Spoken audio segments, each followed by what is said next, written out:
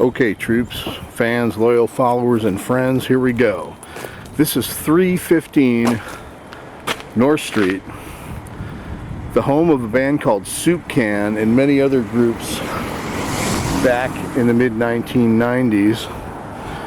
And it's about 2:30 here on a Friday, so the traffic is picking up here on North Street, aka the Dirty Boulevard.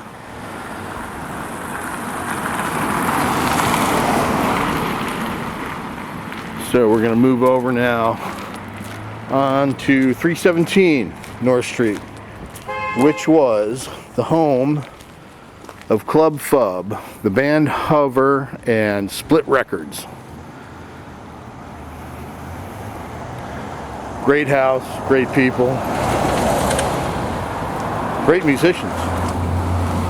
And moving on here, now we're moving on to another very significant residence, formerly owned, or I don't know if it's still owned, by a one Mr. Mark Ransom, who played in the Fortune Tellers, early Barbacoa, and several unknown to this day, but very significant, bands. Apparently Mark lives down in Hawaii, but the name of this place was called the Broke Down Palace. And there's a wonderful mural painted on the stairway going down the stairs that kind of documented. It documented all the local bands at the time. And this fence was the original fence, not this one. Now we got some graffiti going on there. But back in the day, the parties that we threw, showcase parties, they weren't just sloshy keg parties, they were parties to showcase new underground bands that clubs just wouldn't hire. And that was the deal here in Burlington. Early 90s, mid 90s, the new clubs wanted to hire DJs. They had a bit of buyer's fear, and I can't blame them. I'm not trashing that idea. It's a lot of money to open a club. It's a lot of money to keep it going. So they did what they had to do, and we did what we had to do, and that was starting these underground clubs. Hey, if they're not going to hire our new bands, original stuff at the clubs, then we'll make our own fun. The Broke Down Palace right here, 321 North Street. So we got 315, 317, and 321 North Street. The thing about this fence was later on, probably around 1994, the parties got to be so big that the clubs, Club Metronome and Club Toast, etc., started posting bills on this fence. All right, we're walking up the street here.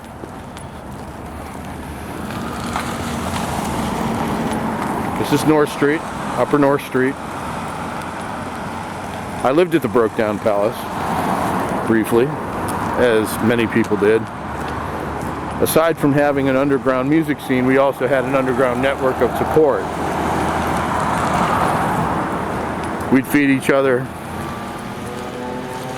buy each other drinks, beers, accommodations temporarily, that sort of thing.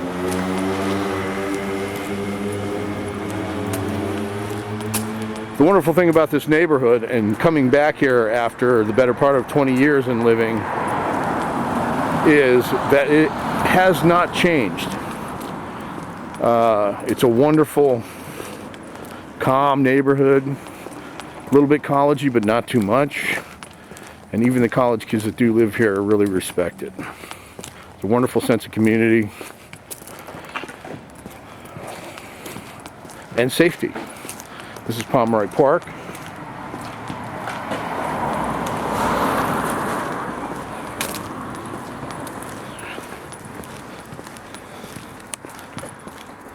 Wonderful little park. And then we're coming up on Booth Street. Now, I lived on Russell Street from right around 1994 to somewhere in 1998. And a gentleman by the name of Chris Kuroda lived here on Booth Street at the end. Now, some of you may know that name, some may not. Chris Kuroda was the lighting man for Fish, right up until I think they disbanded with Dionysian back in 2002. Now we're walking down Russell Street, which is a one-way street.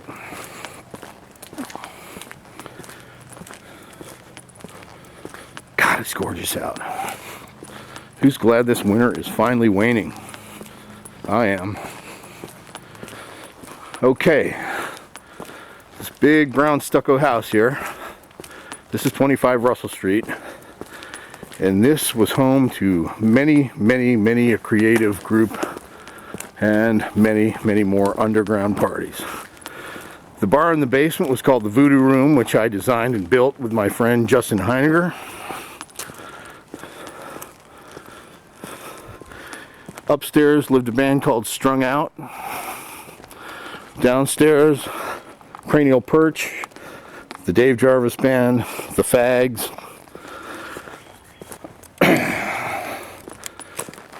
God knows what else. There were a whole bunch of other groups that came through. Celine Coburn's group played one night. They were called Muffin. And then her husband, Chris Burns, had a band called Steve. And once again, we threw a lot of parties down there and had a great time.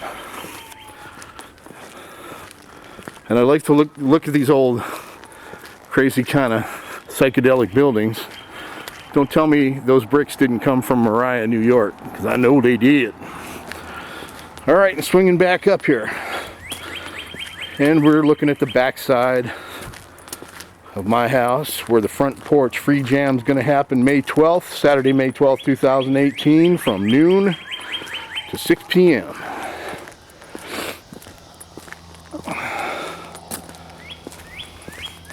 I think I found a name for this house. I'm going to call it the Old Vic. I was thinking about the White House, but we have too many white houses at this point, if you get my meaning. All right, here we are. We're walking in the gate of the Old Vic. Wonderful backyard. We're not going to be using the backyard this year in its entirety, but we'll have the porta-john right around here for that day. Coming around the side, and here is the porch of the Old Vic, where Uncle JBone's front porch free jam will be happening Saturday, May 12th, 2018. It's not going to look like this. It's going to be all decked out, flagged, tapestried, and a whole bunch of musical shit on the stage. Well, that's my brief cap of the Old North End Underground. We're starting it afresh. This event that I'm having is made and conceived to build community. It's not engineered to be a slosh fest. It's an open stage. I'm not hiring any established bands. It's just for everybody to get up and do their thing. So I hope you will join me that day, Saturday, May 12th, 2018 at noon. Free food, free beers, free sodas. I've ordered a gumball machine for the kids, popcorn, all kinds of stuff. Momo's Market has agreed to donate several pallets of chips of various assortments for this event, and in turn I will be promoting Momo's Market, the corner store which used to be Willard Street Market. Okay, thanks for watching.